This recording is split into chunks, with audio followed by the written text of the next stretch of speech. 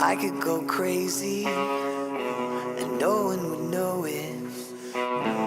Everyone's crazy. You know we all can go at a moment's my. I could go crazy. You're listening to Grace, Geltman, and Weld on the Hammer Factor. Take it away, boys. How much of these show notes can I legitimately post online? Nicely formatted. I would definitely, after the show, edit them out because a lot of things don't make, 20% of the stuff in here won't make it to the show. Oh, come on now. And I pull one thing out. Oh, okay. I see what you're saying. yeah. Not only that, Japanese fetish sex houses. All right, with that, welcome to Hammer Factor 31. The band is back together. Want to introduce, my name is John Grace. Want to introduce our co-host, owner of Immersion Research, Whitewater legend, and the Tommy Hillicky of the Hammer Factor, Mr. John those are Weld. big shoes to fill. Mr. John Weld, how are you? I'm great.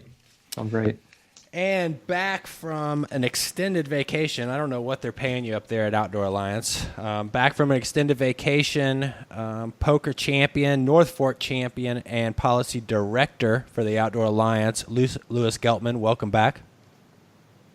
Thanks. Glad I'm still allowed in. Glad you guys didn't change the locks while I was out. We had your stuff in boxes ready to throw it out. Ghetto is going to be moved right in there. Well, our policy segment was hurting, to say the least, so welcome back in a big way. Yeah. Big shout out to Eric Giddens for coming in and doing a great job on replacing you for those couple of shows. Well, technically just one. Yeah, just one. How was your trip? Where'd you go, Lewis? There could be more, Galvin, if you decide to go out and gallivant. And I'm scared, man. Ghetto's better at this than I am. He's a professional broadcaster. I'm just mumbling my way through this. I feel like that was a shot across the bow. Oh man. Where were you? What have you been doing? I went up to Alaska and ran the Devil's Canyon of the Susitna River, which is something I'd kind of had on the bucket list for a while. Kind of a big water classic of North America. People talk about that Triple Crown of big water runs in the north of the Stikine, the Susitna, and the Alsek. So, stoked to finally get in there and run that one. Have you done all three now? I haven't. I still have not been to the Alsek, which is kind of the most expensive and logistically daunting of the three, I would say. Have you done the Alsek, John? I haven't, no. Have you done the Sioux? I haven't. It was cool. It was so there's like a couple ways to do it. You can either fly in and get dropped on a lake right above Devil's Canyon, and do a little hike down to the river, and then do like a day on Devil's Canyon and a day for the paddle out. Or you can do what we did, which is put in on the highway, and it's about 120-mile paddle in before you get to any real whitewater, and then you got one day of good class 5, and then about a 50-mile paddle out. So we were out there for 6 days, which made the paddle in pretty leisurely, but pretty nice. I don't know. I think for me, like with my shoulder right now, I wouldn't feel great about signing up for like 6 days straight of class 5, but it is nice to be able to sort of like live out your boat and get somewhere remote and crush flat water for a few days and then on some good whitewater. So it was cool. How many days on the river were you? 6. 6 days. What was the temperatures like? Like highs in the 50s, I would say, and pretty rainy. Mm-hmm. But I don't know. That was a nice break from the heat and the smoke and everything down here. And saw a ton of caribou. That's cool. Northern Lights. Fill us a little bit in about your situation out there. What you've came home to. Oh man, it's a pretty sad state of affairs here right now.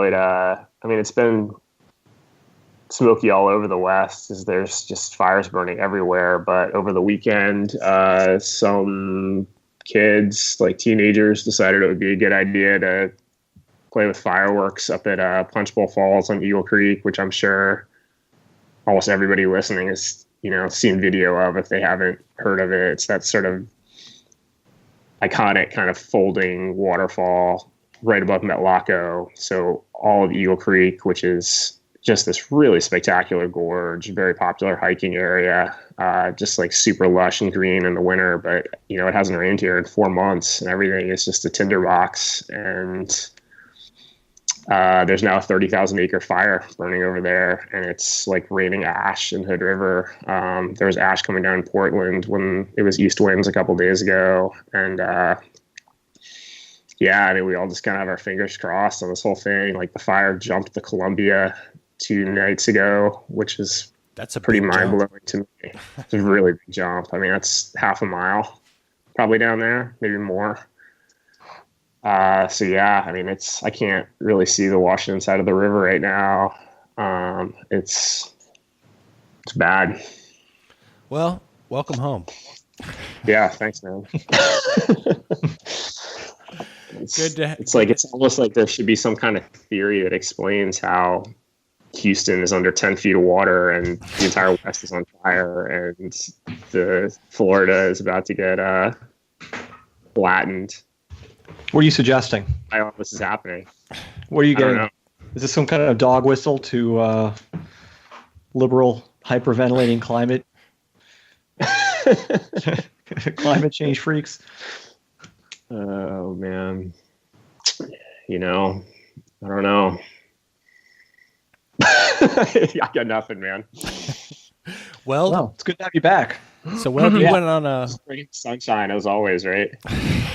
Yes, exactly. We have our own hashtag for Lewis's segment.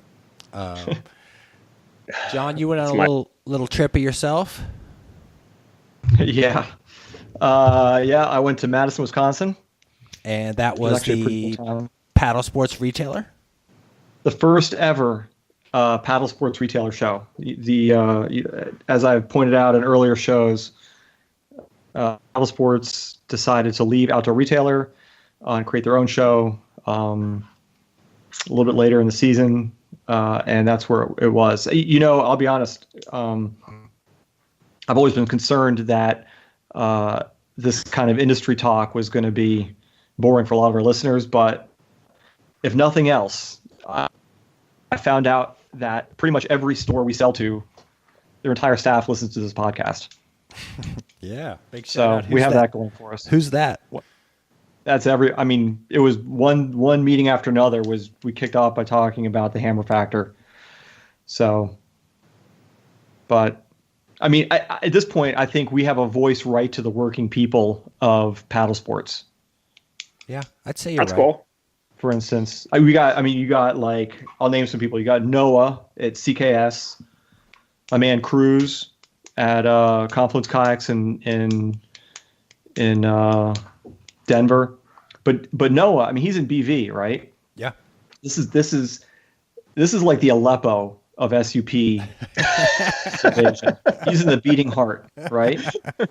And when we try to get this message out, direct to the people on the ground, the foot soldiers, this is who we're talking to. Yeah. The guys at Confluence Kayak, when they met with us, they're like, you got to cut it out of the SUP talk because our staff listens to this and they take it seriously. So does that mean they're growing cold feet with the SUP thing? I think that we have the ability to turn this thing around. That's an awesome power. It won't be. It's an awesome responsibility. Final nails in the coffin. That power brings tremendous responsibility. I think we need an American Paddle Sports Value Council, is what I think we should call it. I think we're in. Anything that's any form of kayaking that's not Class 5 and boats that are shorter than 9 feet are a threat to American value. The Politburo is spoken. I like that. Well, Agent Cruz, activate. I need you to get our message out to the people of Denver. There you go. You've been hired. I saw these show notes and I was looking over some of where we're at with the hammer factor, and it looks like we got about 1,500 subscribers averaging about 2,000 downloads, and we're almost up to that 100,000 download mark. So, I mean, That's you pretty know. weak, man. I think it's more than that. Those numbers are screwy. Oh, come on, you guys. That's a lot of people. I talked to 1,600 people personally that listen to this show. Like, I'm at Walgreens and people are bugging me about Hammer Factor. I think I don't know. I'm unimpressed, man. I think if you're listening right now, you need to go out and send this thing out like to 5 people, like chainmail style, and be like, you need to listen to the Hammer Factor. Well, I think that's probably I think there's probably more people out there, but I mean, you look at the graph and more people are listening. It looks like people are getting some value from it, which is pretty cool. So, yeah, can we go back to Madison for a minute? Because I had two interesting things, 2 observations from the show. Well, an observation and then an encounter I had that I think we should talk about, or when our special guest comes on, we can bring up again for sure.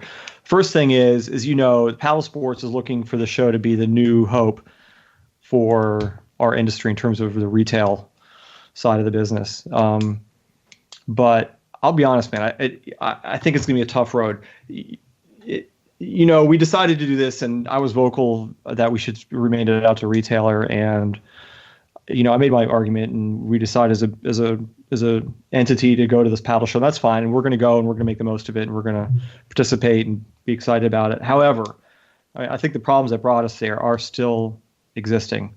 And the first one is that we still have all these distracting trade shows going on. We have EORA going on, and it looks like EORA show, the East Coast Rep Show, is consolidating. There are 3 of them or 2 of them at least. They're going to consolidate to one show in Richmond they're talking about, which is going to be a big distraction for retailers. And then we have a guy out west, this guy Mike Mowery, is an old school rep from the West Coast, who's talking about doing a West Coast Rep Show. That's going to pull stores that way. You still have Outdoor Retail, you still have Surf Expo. These shows are still going to pull people away. So it's going to be, I think it's going to be a struggle to get retailers to keep going to this thing. But the other thing, man, is, and this is not all of the stores that we deal with. We deal with, several hundred stores, but there's a good number of them where there's just a lot of paddle sports apathy. What do you mean? Just a lot of retailers are sick of dealing with paddle sports. They're sick of dealing with whitewater in particular. They don't want to buy dry suits, for instance. They hate dry suits. Dry suits is something they don't want to own. They don't want to buy. They don't want to look at them. They don't want to deal with it. They kind of have to do it, and they hate it. They hate it. Huh. They just don't like anything about it. Same with whitewater boats. It's just a huge inventory headache that's going to make trouble for them down the road at some point. And it's not like they're buying something like, a new Patagonia, outfit, which is going to be, have real shelf appeal and people are excited about it. These are technical things that are tough to sell. Like a spray skirt's difficult to sell.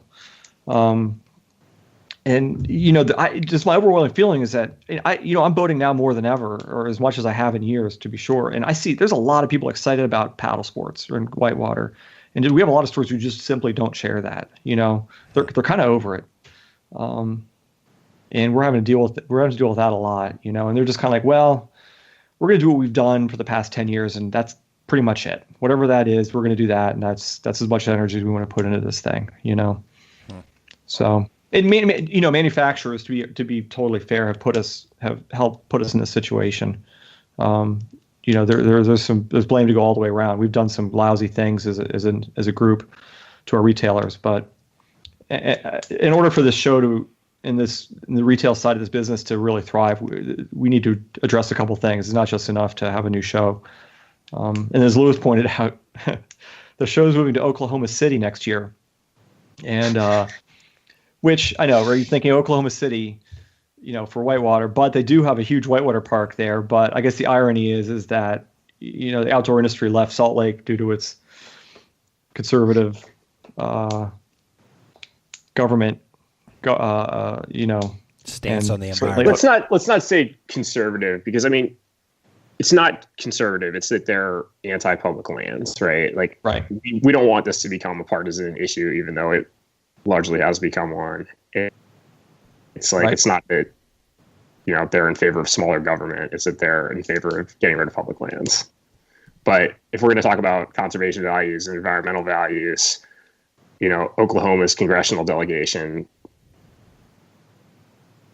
these are the people who brought us Scott Pruitt Yeah. And, Jim Inhofe, who's throwing snowballs on the House or the Senate floor, saying that that's evidence that climate change is a hoax. I mean, come on, guys. Right. Well, So there is that. oh, But I did have an interesting conversation with. I'm not going to mention his name because he did not officially speak on the record about this, but he works for a boat company, and we were talking about playboats, and we both were of the opinion that playboats had gotten so specialized that they were, marginally attractive to everyday consumers. And he mentioned that he thought that most playboats were going to start heading just towards composite versions only, which in my mind makes an awful lot of sense. But man, I was on the Lower Yacht with my kids this weekend, and some couple playboaters came down in real short boats, and they were so slow they couldn't even surf the waves in a lot of the rapids. You know what I mean? Oh yeah. It's just not much of I just couldn't conceive of spending all day in that boat anymore. I mean, 15 years ago, it seemed attractive, but that luster is gone. So I just remember running the Golly one time in a playboat a long time ago, and just having the feeling like it just sucked the fun out of the river, and all I was doing was just waiting. I was just going from was just waiting between one play spot and the next play spot, but actually progressing down the river was just like going for a hike or something. I wasn't having any fun. It was just I'll just sit here and float until we get to the next play spot. Can we just get through this part? Right. Yeah, kind of. I mean, my Cavu Day revelation was that playboats killed playboating. Playboating was cool when it was in hurricanes. You may be onto something. Yeah. What else? Did you see anything new, interesting, unique at the show? Is there anything that our listeners may want to check out? The Prana had their new boat there, which I think is going to be a badass boat. The Ripper. Is that what they call it? The Ripper? Yeah, that's what I saw. They didn't. I thought that name was already taken by another boat company. It could be, but I saw a working title. They were calling it the Ripper. Yeah. Anyway, I think they had that boat there. I think it's gonna be a badass boat. What else? I didn't really. No, I mean there was a lot of kayak fishing and recreational side of things. Wasn't a lot of whitewater specific stuff there. So. Well, let's move on from Outdoor Retailer Show to the lowest point of the low of the show. Lewis, where are we at?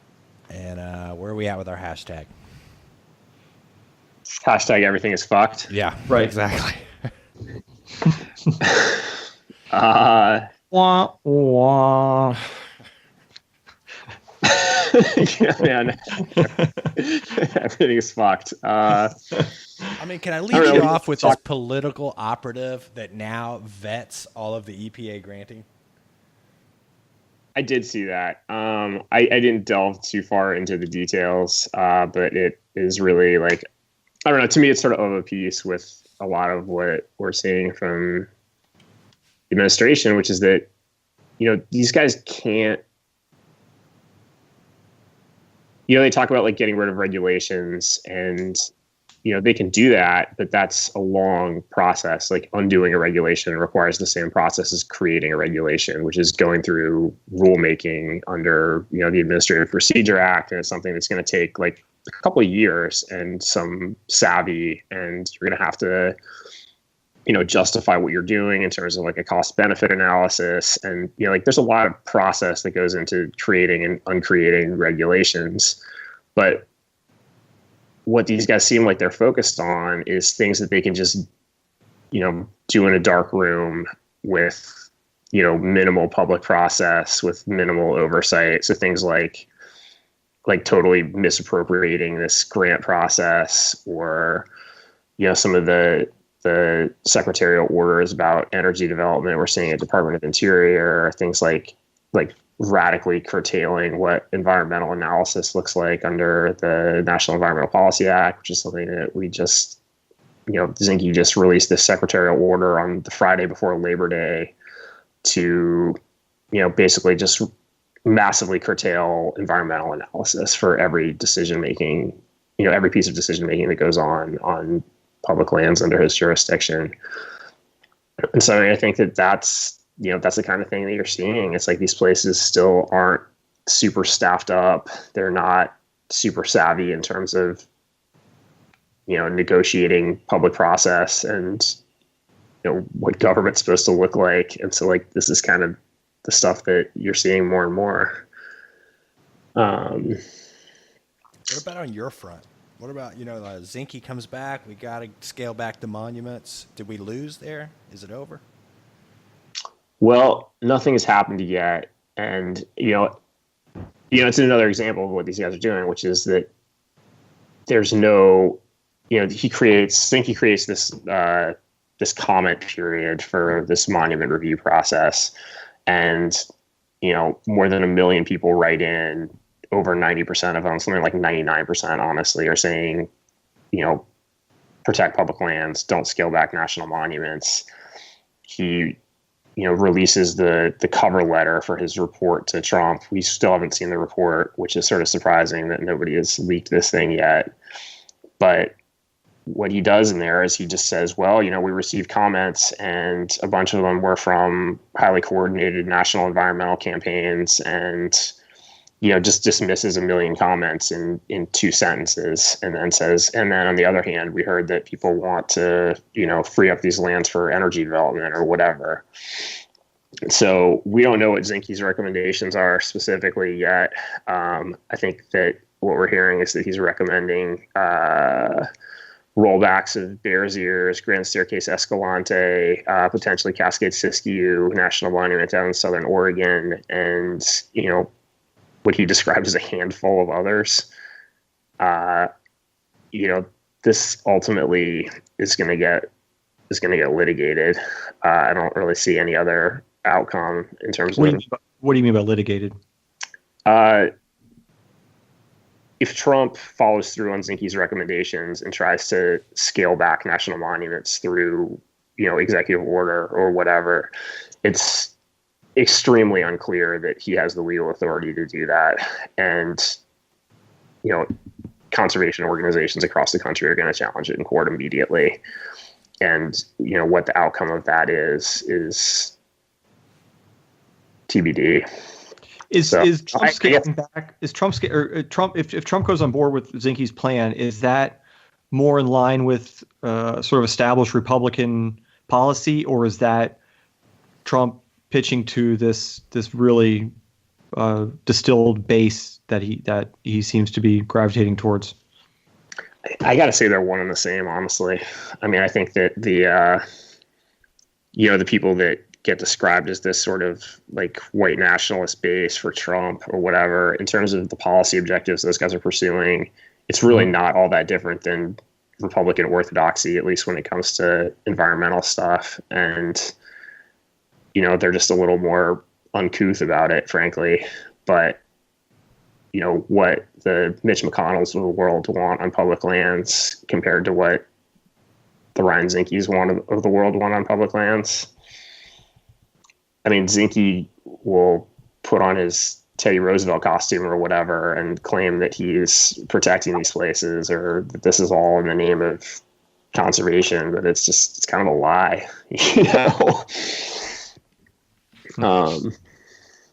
So I don't know, I don't want to sound like totally, I don't want to throw up my hands on this, and we're certainly not doing that at Outdoor Alliance, but this is still a good time to reach out to your members of Congress and share your dismay at the idea that there are going to be these rollbacks to protections on public lands, and encourage your members of Congress, particularly if your member of Congress is a Republican, encourage that person to reach out to Interior and to the Trump administration and, try to dissuade them from doing this stuff, because it's not politically popular even among sort of rank and file Republicans, I wouldn't think.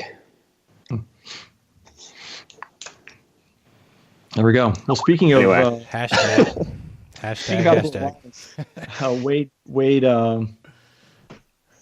Wade Blackwood wrote in this week, as you guys know. Yeah. So where did this email come to you at, Lewis? Where did Wade's email come in at? I don't want to throw.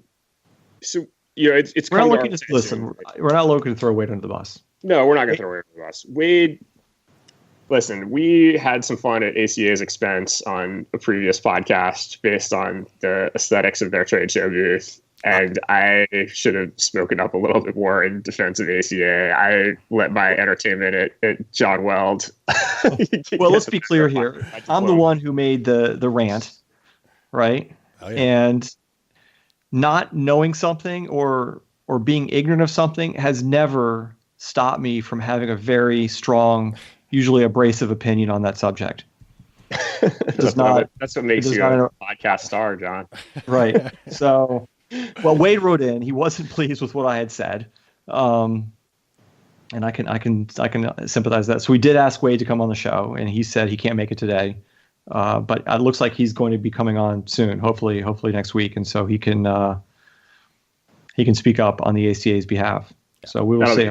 ACA is a good organization. They're a founding member of Outdoor Alliance. They do a lot of good work. They, make it possible to have events like the North Fork Championship by negotiating the, insurance world to make these things happen. The green race would not be free without ACA. Right. No question. I'm looking forward to this because, first of all, Wade should have his say, no question about it. But and I want to give the opportunity to address this issue for sure. I think it's going to be super interesting to get into the ACA and talk with Wade. Wade's the president of the ACA, so. Right. Among other things that we can ask Wade about, ACA is saving the what remains of USA Canoe Kayak, and if anybody is going to help slalom continue to exist in the United States, it's going to be American Canoe Association. Yeah. So yeah, it'll be interesting to see his perspective on that. Yeah, well, some good topics to discuss with Wade. Moving us along in our show notes here. John, do you want to talk about this segment that you had and our celebrity guest who's going to kind of answer your question there while I get our guest on the line? Are we over to the guest right now? Is that where we're headed? Yeah, I think we need to move in. We're 27 minutes into the show, so I think we should go there.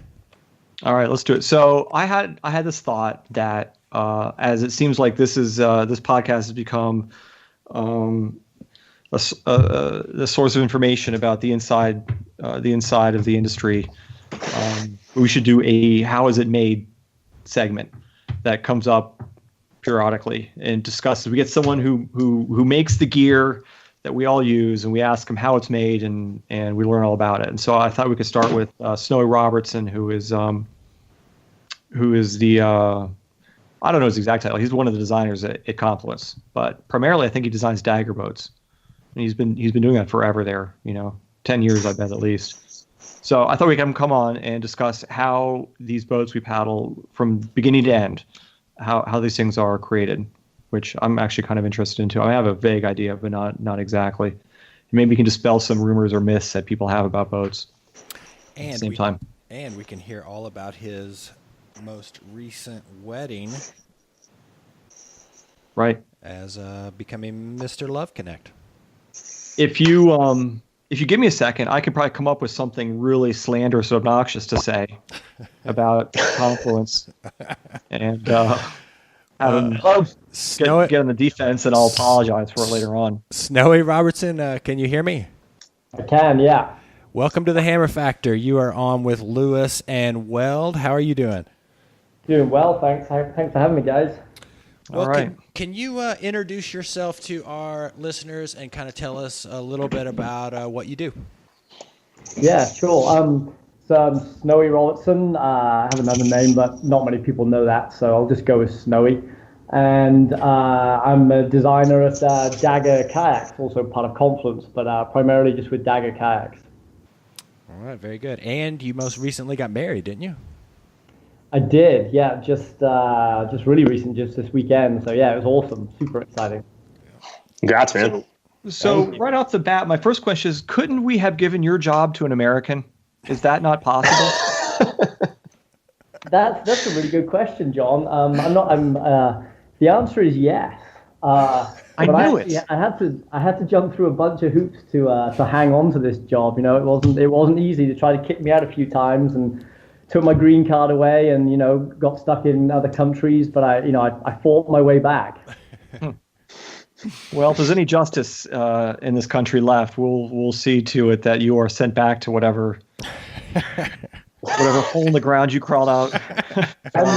I'm sure if it's going to happen, it's going to happen pretty soon. So yeah, watch the space. And I didn't get any say in it. I couldn't, I didn't get to vote for Brexit or whatever the mess that happened over here. So yeah, I was just an innocent bystander. Okay, well, moving along.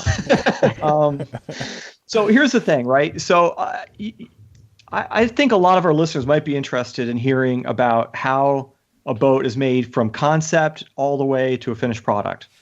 And obviously, we don't want to spend 2 hours discussing this, but maybe we could spend 15 or so minutes just going over like where do you get the idea? Like, how do you come to a consensus of what boat to make? Like, are you decide you're going to make a new creek boat, or you're going to make a new play boat, or what intel do you have to decide what direction to take your the product line, and then where do you go from there? What tools do you use to design this, and then how do you prototype this thing, and what are the costs involved, and things like that? Yeah. There's I guess a lot of questions in there, but so I suppose starting with what. Snowy, Sorry, hang on 1 second. I just want to interject real quick. Let's just go ahead and take this and let's kind of get a little bit more granular on this, and let's talk about the Phantom, how that one was created. There we go. Good idea. Yeah, for sure. And that boat was actually a little different to a lot of other projects in as much as, we started that in sort of in the background a little bit. It was something that we know we wanted to do at some point, but there were other projects happening in front of it and other things going on. And obviously, a lot of our focus with Dagger is within whitewater, but it's not my sole focus. If there's anything within the Dagger range, I'm kind of working on a bit of it all. So other projects kind of happening in the background, but that was something that the team was driving, the team was pushing for, and so we started really just on some early prototypes. Just the concept was there, and we kind of started along a pretty different route with where we ended up. Actually, very different. Originally, we were looking at taking kind of the green boat concept and bringing it down to 9 feet, and really in doing that, we learned a lot of things. We learned actually a lot of things of what not to do. We ended up with some boats that were super fast in a straight line, but really unstable. We actually kind of nicknamed some of them the lawn dart. It was kind of really hard to handle. Let me back up here. So when you're coming up with these prototypes, the lawn darts and things, are you starting that process on a program? Or are you just grabbing a piece of foam and starting to shape it? What specifically are you doing?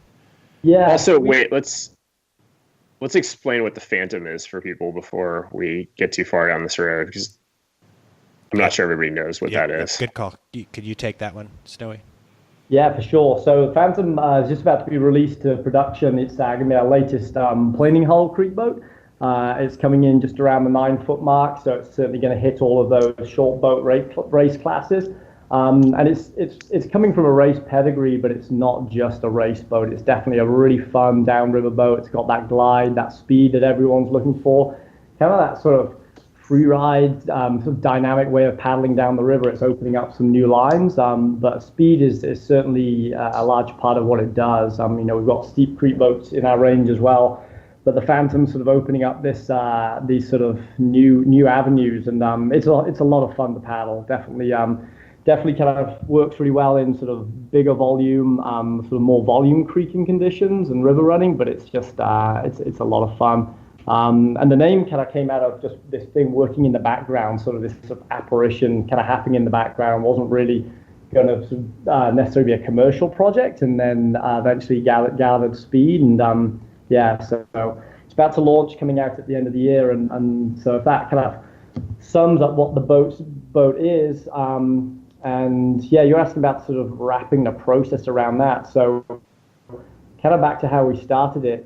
Certainly we kind of do some concept sketches and just sort of a visual of what we want, I guess, sort of being sort of trained from the design aspect, that seeing something on paper and just getting some ideas out there and sort of looking at shapes and proportions just in a really two-dimensional form is how we get going, but everything from there gets put into like a 3D CAD realm. So we're actually computer modeling all those boats.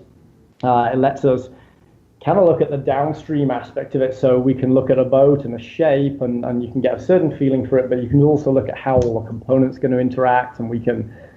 We've got some really sharp, big-brained engineers here who can also look at like how forces apply to those and how it's actually going to stand up in the kind of real world before we even go ahead and make something. So the CAD design aspect is a huge part of what we do, but it's not the only way of creating it. You know, I kind of grew up hand shaping and having that aspect as well, and we certainly move into more of a hand-shaped portion as we go by. So once the design is kind of completed in three-dimensional space and with this CAD file, we'll machine it out. We've got a big machine here. We can CNC out a big box of foam, and that then lets us see essentially the finished boat in its 3 dimensions, but it's a larger volume scale because we take into account shrinkage and all of the things that plastic does when we go to production.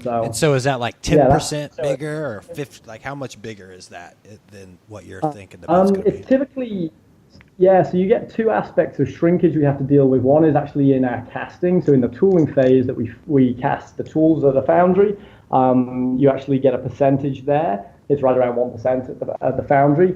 And then the rest is all in your plastic. So it depends on the plastic you're going to be running through that tool as the percentage shrink. So you've got some plastics that are a lower shrink rate. We work on a kind of an average of about 3.5% overall.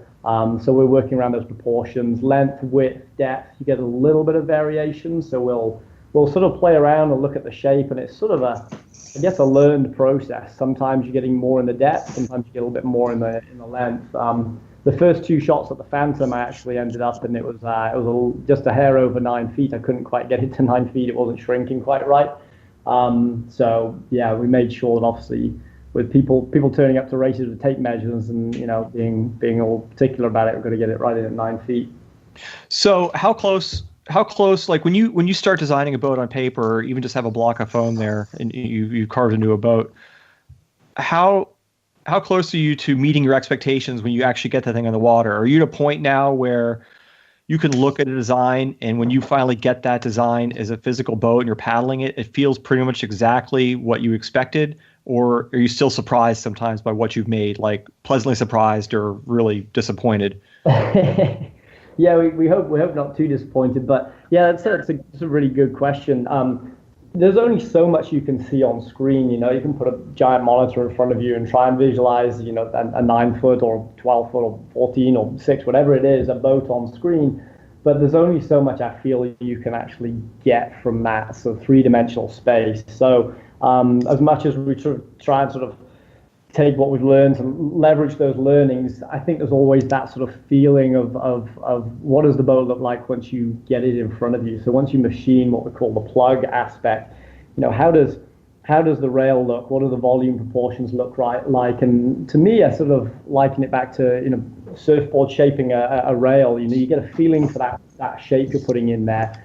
You can't put your hands in that in a screen and in a CAD space. So I still kind of hold true to if it doesn't look right coming off the machine, we'll make those changes as needed. And kind of learned something very early on in sort of working in boat design. If it looks right, it probably is right. And it's sort of putting your sort of eye to it and saying, yeah, that volume is correct there. And then really after that, our next stage is testing. There's no substitute to testing. We've tried to sort of cut corners in the past, and it comes back to bite you. So yeah, testing it out and improving it. Is it cost effective enough that you can make more or less as many variations of this boat as you want to get it right? Or is it a situation where after the 3rd or 4th attempt, you kind of either have to cut bait or just make the thing, whether it's perfect or not? Yeah, there's the 2 sides to that. I mean, if something is kind of due to go to market and we've got sales guys and the retailers kind of ready for it, and you kind of sit there and sort of try and pour over the finite details, then sometimes you just got to keep it rolling and you got to put it out there. And there are things that sometimes I'll see in a boat, and I'll still see them to this day that bug me, but oftentimes the consumers sometimes not actually seeing those same things. So it really depends. But yeah, there is kind of a point with any design you've got to cut and run, and next time down the line you get a chance to iron those things out. Right. When you guys started making the Phantom, I mean, without sounding crass, was it a situation where you're like, man, that 9R is doing really well, we have to get a boat in that segment? Or is that, I mean, do you think that's am I being unfair there, or is that realistic? I think that's a fair statement for any company out there. There's definitely segments of the market that we're like, oh, we'd love to be working in that, and just based on sort of bandwidth and who can be working on a project. We can't do them all at once, and then oftentimes happens like, oh yeah, we're going to be rolling into that design next, and someone else gets there first, and the turnaround time from start to finish, it's a bit of a longer process. We're a good sized company. It can take its time, and so yeah, there's some boats out there we've looked at. Like we really want to be part of that space, because you can see the consumer wanting it. You can see the sort of the need for it, and then oftentimes it's a boat that you really want to be paddling yourself. And so that was definitely true with the Phantom. It took us a long time, and it took some convincing as well. Just trying to get people to understand what we're doing and kind of decide to go for it. So to get back to Grace's earlier question, when you're prototyping this thing, are you making plastic prototypes? Are you making composite prototypes? So we do everything in plastic. It really lets you feel the actual material. It really lets you understand those shrinkages we talked about. But the biggest thing is actually just testing in the end material. I mean, composite prototypes are good. You can get really true to your shape. You can get exact shapes that you've seen on the screen, so you can kind of stay very true to what you're doing. But at the same time, the feeling of it and how it's going to react in the water is going to be altogether different. And so can be for like breakages. If you're testing something in fiberglass composites, you're not always seeing like how it's going to react in the water, where you might see a failure in it. And the Nomad was a case in point. We were testing the large Nomad one day, and we actually on the same drop broke like 2 boats in one day, and we kind of realized that there was a point that we needed to address, and we addressed it and ended up with a super strong end result. But if we'd have been doing that in a composite material, we probably wouldn't have seen that result. So we do make a tool that lets us actually rotomold in our exact same production environment what we're seeing in a prototype. So we'll do the same for production. And that how much do those prototype tools cost? Yeah, what is that tool? Like, is it metal? Is it fiberglass, or what is it? So we utilize a fiberglass system. I think most manufacturers are doing that, and we've actually we've got an awesome R&D team here with Dagger who have sort of evolved that to the point that we can mold in pretty much all of the same features you'd see in production. So fiberglass obviously has some limitations compared to the metal production tools, but they can do they can do undercuts, they can do cockpit rims, they can do pretty much all the features. So it lets us stay really true to what we're going to finish with at the end. Very cool. And so then you decide on a boat, and then what do you do once you decide? So you've got all those plugs you made, all of those foam plugs. And before we talk about what you do with the one that is your final plug, how much is a company investing in each one of these? When you talk about oven time, when you talk about the fiberglassing, the actual foam itself, I imagine a prototype is probably not cheap. It's not, no. I mean, in terms of dollar figures, I'll have to scratch my head to kind of put all that around it, because I let someone else count the money. I just try to spend it and make boats, really. But yeah, I mean, you've got the man hours in there, and then the foam that we use alone to actually machine them out is it's really expensive, because it's a really stable material. So you can put this giant block on the CNC, and then you'll literally see half of it disappear into sort of dust particles, and we kind of collect that up. Unfortunately, there's not a great way of recycling that yet. We're kind of looking at some systems to do that, but half of that foam blocks kind of disappeared, and you get that plug out of the end, and then you've got more man hours in spraying it, sanding it, and getting it to a finished level. So yeah, dollar wise, it'd be hard for me to put an exact figure to that, but it's not a cheap process. And so that's when it comes to that sort of that decision to move forward with a project, and the decision to kind of convince those that are sort of paying the bills that this is an avenue we want to go down. You know, the Phantom being a case in point, we campaigned really hard for it, and sometimes it takes some convincing and some time. Is this a situation like making a movie where if you have like 2 or 3 duds on your hands, the leadership starts having any confidence in your ability to do it? You're back to sweeping the floors, or yeah, sometimes you got to prove your worth. But hopefully do that at the end result and when it sells through. But no, we've got an awesome team here. So product managers within Dagger are definitely looking at sort of what they think should be next, and they look carefully at the numbers, like what we're investing in and the return on it. Obviously, we'd like to do stuff just for fun, but there has to be a return. And I think the first case where we had to sort of prove that out was with the green boat. I mean, there was a lot of movement behind that boat for sure and wanting to do it, but at the end, I kind of remember it was sort of Christmas time, and I sort of was taking this sort of proposal of this boat that all the team wanted, and Pat and Andrew and Gratmans and all those guys were really pushing for, and I took it to our head financial guy at the time. This was years ago, and I was just before Christmas, and I was like, we need to go move forward with this boat. It's really important. And he was just like, should we be doing this boat? And I was like, sometimes it's just the right thing to do. And yeah, he went for it. He signed off on it. He wasn't there in the new year. I don't know if that tells you anything, but he signed off on the money for the green boat, so that was awesome. But it's sometimes just deciding where we kind of shoot those bullets is a difficult choice. What was the biggest financial mistake, biggest financial disaster in a boat design that you've had in your career, in your time there? Oh man, that's It doesn't necessarily have to be a bad boat, just one that for whatever reason did not resonate with customers at all. And sometimes it's timing, sometimes it's just sure. Design.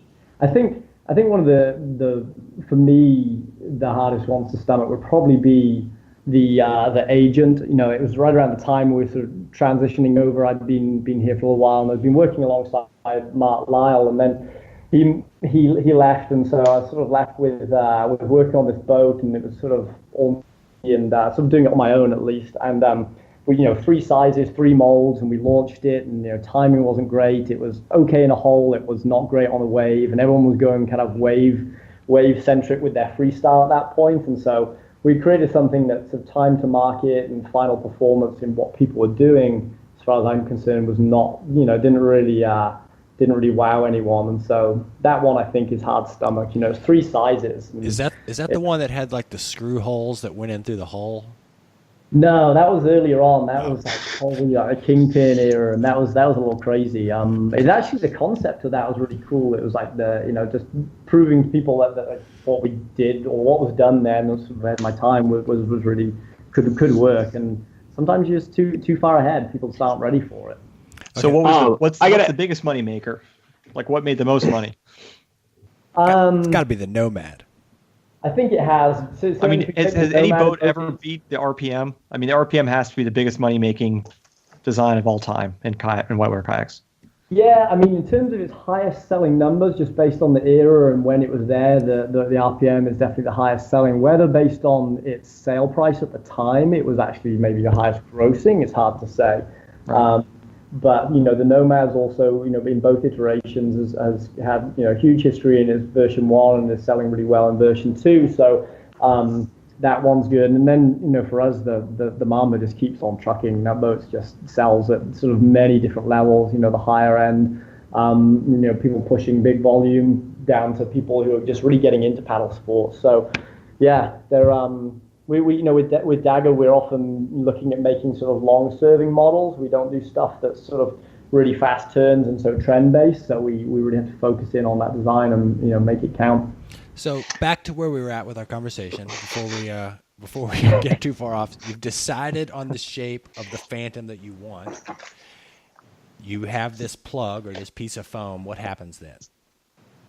So from there, we've typically sort of cut our final version, and still like I said, I'll jump in there and do some hand shaping, but that plug, as we call it, then is shipped off to our foundries, and it kind of becomes a waiting game. It's sort of funny in a way because at that point I've already sort of shifted gear onto some other design, something else that's next, whatever that might be in the Dagger line. It could be, outfitting, it could be, other fittings for boats. So we sort of shift gears onto something else, and the foundry lead times here in the States are really long. It's kind of one of the things that took me a lot of getting used to. Having worked over in the UK with Piranha for 3 years, we could turn our tooling really fast there, and it's something that they've got a great advantage on, and they use that really well. Their tooling turns really quickly, and they can get to market fast. So for us here in the States, there are fewer foundries that we actually use because of the quality of work we require from them, and just just getting that workmanship out of them. So the foundry is tooling this thing up in that time, and we usually moved on to the next project, and then all of a sudden a shiny brand new mold shows up, and we're kind of ready to get it tuned in and on our production ovens. What's that mean, tuned in? So, I mean, you can take a tool, you can take a production tool, but actually getting out of it the shape of the boat you want, there's definitely a sort of it's part art and part science. Unlike injection molding, the rotomold process isn't quite as exacting. The tools don't let you produce, these exact shapes every time, and so what we'll do is we'll get that new tool. So when the new Phantom comes in, we'll get it set up for the oven that it's going to run on, and it will run. We have a dedicated whitewater area here for Dagger, and those guys there are just like super knowledgeable at what they do. They're really are artists at sort of getting a boat to run well and run consistency. And so we will set it up so that we get the thickness we want, so we get all the safety in the areas we want. We're not going to run into problems down the line of running boats that are too thin or boats that are too thick and too heavy. So we kind of make sure we can do repeatability as well. And there's quite a bit of process involved in that. And from design aspect, and there's myself and in design, and then product managers and engineers, we're looking at trying to get exactly what we had in prototype, and then our production guys are just sort of taking our sort of wants and needs and making sure we can make it repeatedly. Interesting. Lewis, you were kind of chopping at the bit there, I could see. Yeah, I got a question about making boats in different sizes. It strikes me that really often you guys will design a boat in, what ultimately ends up being like the medium size, or, maybe it's the larger size if there's two boats, and then there'll be a larger version and a smaller version. Yeah. And oftentimes it seems like, and I'm not pointing fingers at Dagger, this is everyone, I feel like oftentimes the large size will be like pretty bad, or and it's like I'm curious about that process for going from something that you guys have obviously put a lot of thought into and getting it to paddle exactly how you want, and then how you repeat that in different sizes, whether it's we're just taking this thing and adding 8% or subtracting 8% in the dimensions across the board, or whether there's prototyping that goes into creating the other sizes, or what that process looks like. Because it seems to me like for a lot of manufacturers that doesn't turn out a great result. Like for any given design, there's liable to be one size that's really good, and the other sizes are kind of like a poor man's version. That's a great point. I see this a lot. And I think you're definitely right. It's a really good observation. A lot of the focus starts on, well, we usually start designing around what's going to be the highest selling or the highest sort of number of boats. So it's typically going to be your mid to large sizes. That's just where the average size paddlers are buying. So we'll start focusing in that area, and we'll go through a prototype process and learn from that. Step into the next prototype process usually, and then we'll start to sort of parallel at least one of the other sizes. So let's take, for example, we're doing a 3-boat size range, like the Nomad or Mamba. So we'll start on those other ones partway through, the next version on what would have been the first. And really, you're just trying to sort of take that knowledge and apply it. But I wish it was as simple as like designing one and hitting a scale button. I've tried to play around with a few like that. I think there's some companies out there that have also done that and gone to market with it. And it typically doesn't work just on an overall scaling function. There's certain parameters we try and keep standard, obviously, as cockpit sizes and spray skirt sizes, things like that, so we can standardize, and that's sort of just a known factor in our boat design. So you can't just take the whole thing and scale it. Just things don't translate. All of your sort of rocker profiles get stretched out, all of your rail profiles. It's a really hard one to take a sort of nominal percentage and go up or down. I've definitely tried it in a couple of aspects with some more kind of recreational boats almost. It's a slightly less discerning customer and see what we can do. And we tried it in prototype phases, and it just didn't prove out. So yeah, you're right. That would be nice. It doesn't work so well.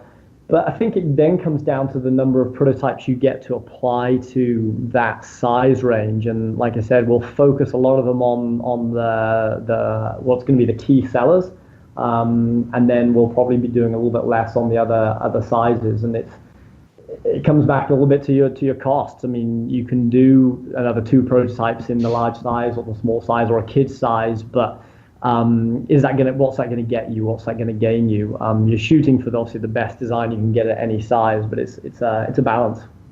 Do you feel constrained at all in terms of being able to make the different sizes, fairly different from one another? Like, for example, like if you had a much different rocker profile and or even a different chine shape, and the ultimate boat ended up just sort of aesthetically looking a lot different than the other sizes of the same model, would that be something that you guys would not want to do, just in terms of kind of like maintaining consistency across the sizes, or that would just take too much prototyping? Or no, I think a lot of it does come down to that constraint can just literally be sort of time, money, and prototyping, and just do you spend that time on doing more versions in that same design, or do you then shift gears onto whatever's next? I mean, a bit like you said earlier on with something like the 9R coming out, it's like that boat's definitely going to do really, really well. We want to get into that market, but there are other projects we're working on at the time, and so do you kind of cut a prototype phase out of that and shift onto this this new design, or do you just kind of wait and perfect? And not that you ever will perfect something, but try and get it as good as possible. I think some of the hard points come when it's just sort of getting something to float someone of that right size and picking who that demographic is. Because, take playboats, for example, you could size those things until they, fit like a glove across 4 or 5 different size categories in, an ergonomic range. But you've got to decide, where are you spending the right money and who do you want to size that boat to. But I think you're absolutely right. Sizing of boats can be really tricky, and you can definitely miss the mark in some cases, and you're always going to miss someone out. Someone's going to be like, man, I sit right between that small and the medium, or the medium and the large, and it's just tough to hit everyone. I mean, I guess to me, it's what I think about more is like, like the 9R is a great example where the small 9R is, a classic, and the big 9R, in my estimation, is terrible. And it's not that the size is wrong. It's just that something got different boat lost in translation when they tried to size that thing up, and it just doesn't paddle anywhere near like what the small one does. Yeah, as John was saying, it's a very different boat, and so it's hard to trying to get something to paddle the same way. And it comes back to the subtleties. A lot of people look at a new design or look at designs compared together, and take that sort of Phantom 9R Nirvana sort of stage that everyone's wanting to paddle that style of boat. People will definitely comment like, that looks like this and this looks like that, and because ultimately we're all chasing the same goal. We want a boat that's going to go fast downriver, and so you're not going to suddenly make it's not going to be like drastically different. Each boat, when you look at it, has incredibly large subtleties, but they are just that, they're subtleties. And so when you take that back to the sizing, you think like, okay, I want to float this size of person or have this much volume in a large version versus a medium. Those are going to be surprisingly small subtleties between those boats, and if you don't quite match them up, then it's going to paddle pretty differently. Do you think volume, just as a number, do you think that that's a meaningful metric for how a kayak paddles? No. I've had for a long time. I've had that. People are always like, "Oh, how many gallons is that boat?" And I'm like, I never even know, because to me it seems sort of meaningless. I'm wondering if anybody else shares that opinion. No, to me, it's not about the number. It's not about that volume. It's about where that volume's placed. So you can make a 90-gallon boat, stick it all to the ends, and it's just not gonna have the performance you're looking for. So I think maybe that becomes an education thing as kind of a manufacturer and within the industry, is that the number, it can help people sort of pinpoint where they might size into a boat. There's no substitute to trying and testing, obviously. But really, it's down to, where are they going to paddle it? What's their paddling style? Do they like to paddle a boat that's a little bit smaller? I mean, for a while, it was trending that everyone was just floating super high and being on the surface. And so, more volume is going to help you there, but where's that volume placed and how's it going to resurface? So, yeah, we get a lot of questions on volume and what's that going to do for you? But I think people read into it a little bit more than they should. I agree. I'd like to see that metric die. Yeah.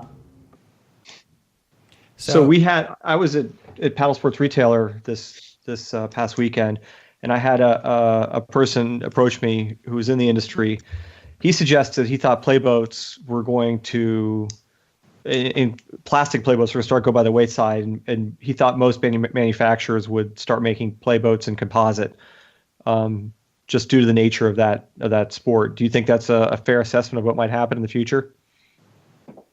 I mean, there's definitely more and more of a trend for it. It's certainly been at the high end, and it's definitely been in the kind of competitive realm so far, with people who are going to be doing downriver play, probably more nervous about damaging a boat like that. But certainly to have that competitive edge, it's composite seems to be the way to go. That said, you've got some companies are doing sort of a plastic version and a composite version, and you'll see their top end team guys, who have the luxury of doing this, switching between the materials and the different styles of boats, because a certain wave or a certain hull actually just feels better in a plastic versus composite. But I think in terms of being able to turn designs and actually keep up with what people want in that sort of a very trend-based part of the industry, then I think composite's going to keep pushing forward, because you don't have the huge tooling costs that you would do with a rotomold version. So that's yes. Dagger is going to discontinue plastic playboats. we heard it here first. We've not done one. We've not done one in a while. As it's still standing the test of time. For now, and it's still commercially still doing okay. We know is a plastic playboat a commercially viable project anymore? I mean, that's kind of the question I think I'm asking. It can't be. It's sometimes you got to have a loss $50,000 for the 10 playboaters left, and 9 of them are getting their boats for free, and 2 of them are suppers. Rodeo's not dead, John. Rodeo's not dead. Or maybe it is. That is a tough one. It could be that lost leader. You be playing in all these different aspects of the industry and sort of showing that you're sort of relevant is sometimes important to people. That they look at, well, why aren't you doing that? Why aren't you doing this? And really, you try. I think we should try and support kind of new blood coming into the market and new people coming into paddle sports, and that's certainly not going to be in the playboat end of it. Well, not without giving away like secrets, but what would you do to make a playboat better? I mean, what's left to do with that shape? Just throw some balls out there. I don't know what you would do with it. You make it as long as a brap and look just like a brap.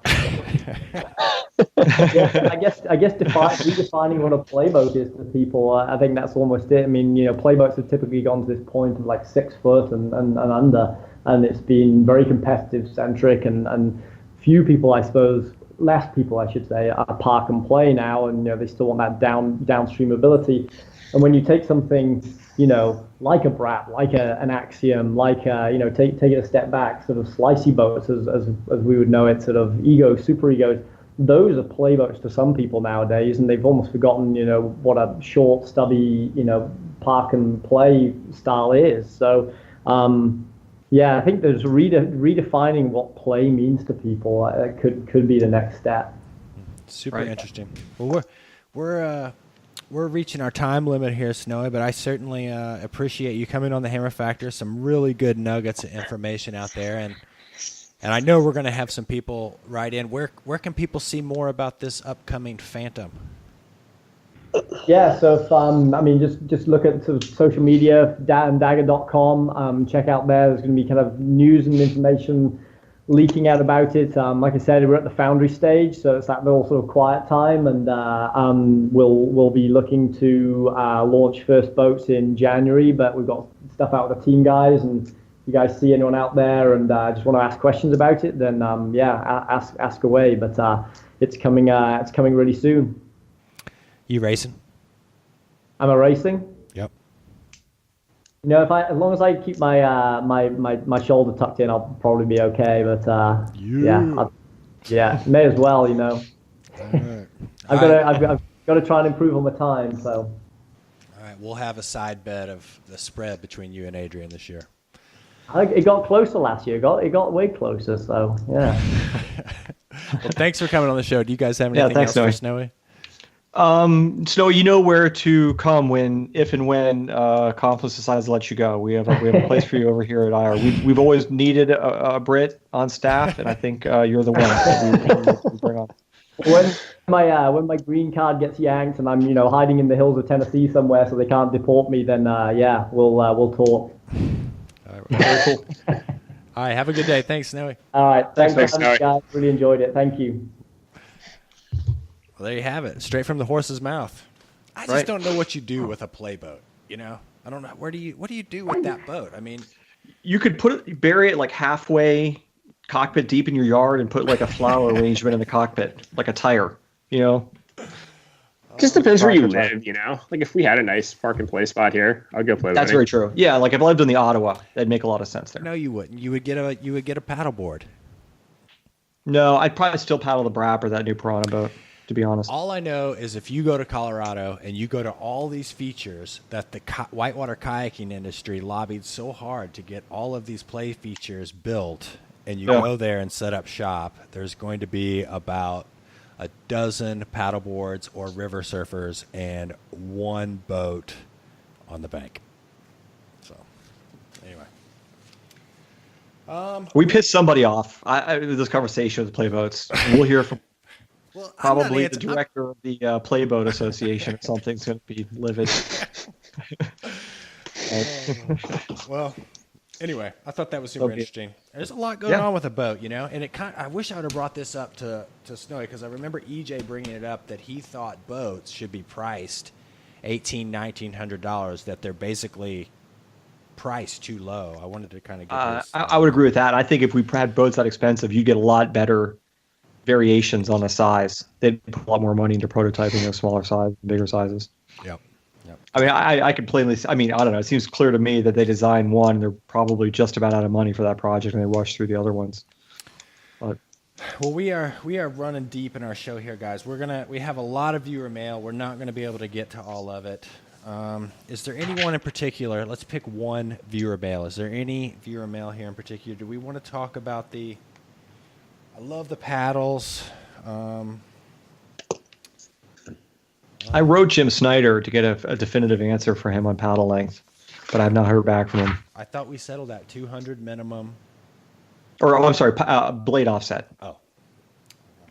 I'm of the opinion now 60 degrees is the new blade offset, and I want the foot soldiers out there.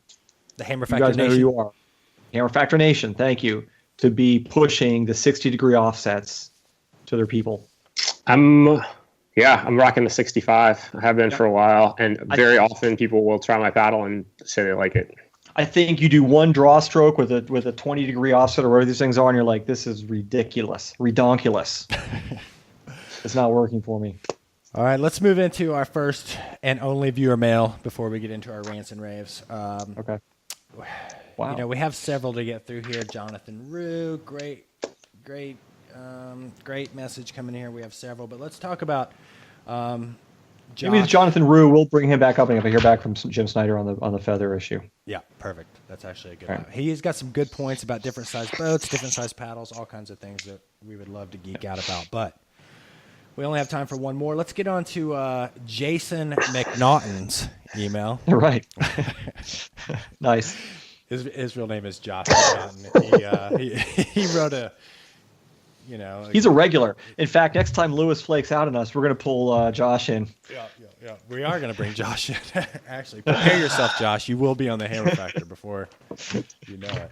When Zinky and Lewis go on vacation again together. Yeah, this is a good one. Thinking Lewis's new boat as well, which I'm interested to hear about. Yeah, this kind of leads into our boat. This kind of segues great into our boat discussion we just had. So Josh McNaughton says, love the boat reviews, as many do. By the way, we've got over 1,000 subscribers to our email newsletter. Yeah. Sorry. With one newsletter. I don't have time to make another one. Anyway, love the boat reviews. You have twins. I'm surprised you're even here. Josh Jason McNaughton says, love the boat reviews as many do. How about Lewis not rip all the outfitting out and test the Nirvana and Gangsta side by side? Lord knows he can borrow both in Hood River, and if he doesn't want to run L-Dub without his trick outfitting, he can take a couple of farmland laps or something. I'm interested to know how he feels about both boats, especially how the Gangsta handles versus the Tuna 2, and how the Dagger Phantom, any of you guys seen these yet around, comparison. Lewis, where are you at? Well, it's low water season out here, so I feel like I have a new excuse for why I'm not trying new boats. But I'm excited to report that I'm now the proud owner of a Waka Kayaks Gangsta. Okay. Um, All right, well, let's drank the Kool-Aid. Yeah, let's get right into the Gangsta, because you had the Tuna, right? I paddled the Tuna 1 for a while. Oh. And my last Tuna 1 now has a small crack in it, and I'm trying to baby it until high water season. And I saw a Gangsta for sale, and I just kind of impulse bought it. And I paddled it at one point earlier in the winter, and I didn't immediately fall in love with it, and I was still pretty in love with the Tuna 1, so I kind of just didn't really give it much more thought. But yeah, I got this Gangsta. I took it up to Alaska. I thought it was really good for the Susitna. It's like a pretty big boat. It took the weight really well. It's really fast, and it feels kind of better to me in big water than the Tuna 1 did. I'd say that was kind of the chink in the armor of the Tuna 1, is I just never loved it in really big water. I felt like, partially because it had so much stern rocker, it would kind of just release out of the water sometimes in unexpected ways, and it was not a very fast boat in a straight line. So I felt like the Gangsta really kind of solved those problems for me. Mm-hmm. It's really fast. I bet you I could take 15 seconds off my little white race time in a Gangsta compared to the Tuna 1. Much lower rocker, comes out. Is it fast? I mean, fast. Could you see that fastness coming around and biting in the ass if it's a more technical river? Yeah, I mean, it's definitely not as easy to paddle as the Tuna is. It's faster. It's harder to turn. It's a lower rocker. I hopped in a Gangsta really quick one day. It's huge. I mean, my first impression was this boat is gigantic. It feels bigger than it looks when you see someone else paddling it. You get in that thing and you're like, this thing feels like a pretty big boat to me. To me, it almost feels like a little bit of a mix between the 9R and a Mamba. It's not quite so unpleasantly wide as the big Mamba, but it has some similarities to me in terms of just how it feels. To me, it feels like a little more of a quiver boat, in that, I think it's a really fast race boat. It seems like a really good big water multi-day boat to me, but maybe a little less poppy and fun just for everyday little white kind of boat.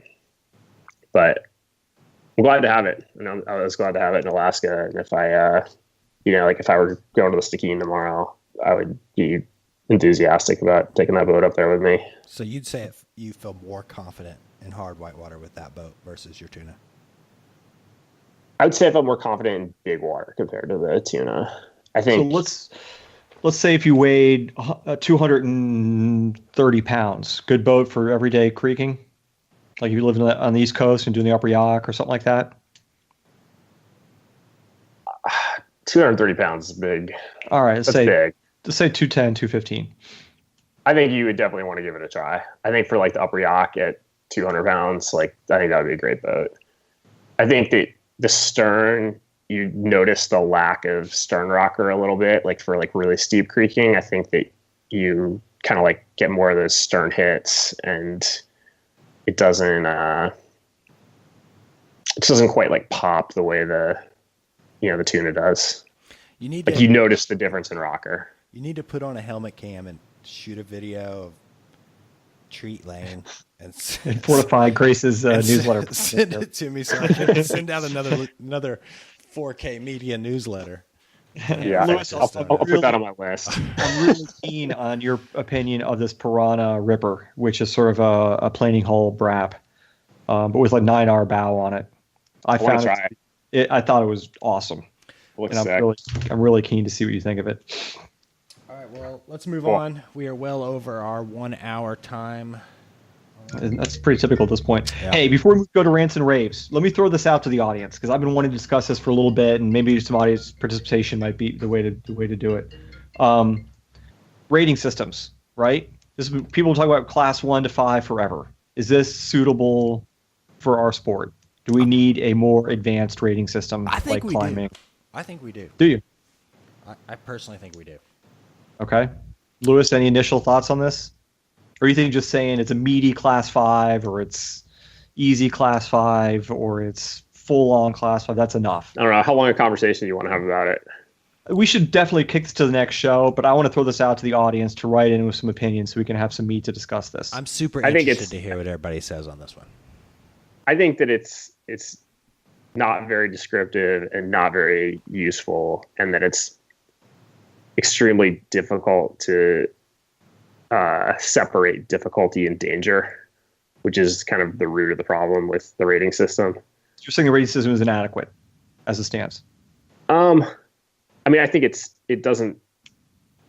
I mean, it's not inadequate, but it's not good. It's not. I don't think it effectively communicates all that much information, but I think that we get by without it. No, I don't care. I think it's fine the way it is, because I think by the time you get to class 5, there are other ways to describe what's going on. You know, it's like at that point you need to have a more robust conversation. I mean, yes, numbers aren't nuanced enough to really do it justice. It doesn't carry anywhere near enough information to facilitate a ton of decision making, but that's okay with me because we're kayakers and we're English major types, not climbers and scientist types. Like those guys want to put a number on everything, and we can't be contained. Argue about it and put each other. We're not going to have a label stuck on us. We don't need that. We have words. We have words, man. All right. Well, anyway, if you have opinions on this subject, let us know, and we will put a final decision on this next week. We will clear this up once and for all. We won't have to discuss this anymore as a sport. Strong area for argument. We're going to be talking about this one as long as we have paddle length. So, and so at least we figured that out. So moving on to our everybody's favorite section of the show, your rants and raves. I'm going to start out with a continuation of my last rant with people bagging their dog's poop and it's here in Asheville in Bent Creek. There was like 4 or 5. I went for a hike. I took my kids and like down to the lake, and on the side of the trail there's all of this dog crap in bags, and so I'm like rounding up my kids so they don't touch and play with the dog poop. What is up with this? This can't continue. Why are people doing this? And when did this start? This is a real problem. It's like ruining my experience as I go out into the forest. Galvin, should we get some do some legal work on this, or what's the next step? Yeah, what are my options? I don't know, man. People are the worst, man. When they're not leaving their bags of dog poop, they're firing off fireworks into tinderbox forests. People are the worst. Have those kids made it? Have those kids' faces made it to the news yet, or they've been? Hang on, before we talk about those kids, they found him. We'll see when his name comes out. Listen, apparently he's a 15-year-old. Why? But he was driving with other kids. If you're in the forest and still on the your pooping in a dog bag takes thing. a dump. Why bag it up? Can't you just take a stick and flip it off into the weeds or something? Like, what is in the psyche? No, it's bad for water quality. They're bagging up their dog poop. They're putting it there. They're doing an out and back hike, and they're intending to pick up the poop on their way back to wherever they came from. That's what's going on. You just blew his I'm mind. not defending it. I'm just telling you what's going on. Well, maybe you're right. Anyway, that's my rant. I won't rant about that one anymore, but it just... Geltman, what do you got? This is a repeat rant. Another one? Really? I actually have two rants or two raves today, but I should probably pick one. Do you guys want the kayak rant or the river rant or rave? I want it all. I'm going to rave about, I don't want to talk about kayaks anymore. We talked about kayaks enough today. I'm going to rave about Willow Creek. Alaska has this reputation of not having any good creeking, which in my extremely limited experience before this had been true. And on our way back from the Sioux, like on our way back down to fly to Anchorage, we went and ran Willow Creek. And man, it was awesome. It was like, it kind of reminded me of Ernie's, but maybe even a little scarier, just like kind of civvy and powerful and steep, but pretty clean lines. Yeah, like maybe a little bit of a like Middle Fork Nooksack flavor to it. Just like classic bedrock gorge, scary civvy rapids, pushy, just like hiding up there, right out of town in Anchorage. It was sick. Willow Creek. I like Check it out. I like it. Mr. Weld? I have a rave. My rave's Evan Garcia. Okay. And not just Evan Garcia, the person. Evan Garcia, the linguist. The neologist. Okay. He has defined our sport through expressions. And one of them is laying treats. But that's not the one I'm going to talk about. Right? As far as I know, and Geltman, correct me if I'm wrong, laying treats is an Evan Garcia phenomena. As far as I know, too. That's been what I've been led to understand. The one I want to talk about, he was talking to me on the phone one day about a skirt. And now I hope I got this right, because people attribute things to me that I did not say, and they insist I said them, and I'm convinced they're wrong. But I hope this is the case. Unless they were recorded. Evan was talking to me about a skirt issue. We were talking about skirts or something, and he had run a drop, and he got stuck in a hole, and he said he got yeasted in the hole, right?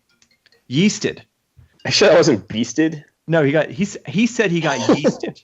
All right. Which is really the perfect whitewater expression. And I'm surprised he hasn't. I think he hasn't used it enough to really for it to catch on. But I want to throw that little bon mot, that little treat out to the paddling community to enjoy. Yeasted.